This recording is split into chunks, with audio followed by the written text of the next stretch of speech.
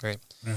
And then in our concluding question here, you are a founder of Biblical Foundations with your wife, and it says it's an organization devoted to encouraging a return to the biblical foundations in the home, the church, and society. That seems like a big project to undertake. Can you talk a little bit more about your organization there? Thank you. So that's a very personal thing. I think it started with my book, God, Marriage, and Family. I think it was originally written in 2004.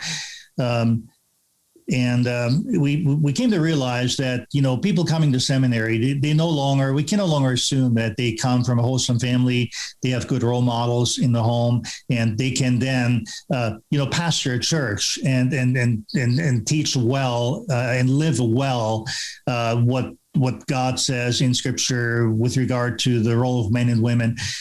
And so we initially wrote that book as a required course text for our classes on marriage and the family that everybody preparing for the pastorate was required to read. And there's books on different aspects. There's books on divorce. There's books on homosexuality and then singleness and so forth. But we wanted to have one book that covers that whole range of topics related to marriage and the family. So that's what started. We did a second edition of that book in 2010. And then my wife and I wanted to share a biblical theology of manhood and womanhood. And so in 2014, we wrote a book, God's Design for Man and Woman.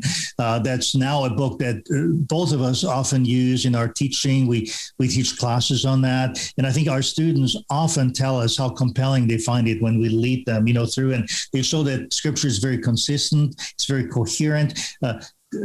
Jesus and Paul are not in conflict.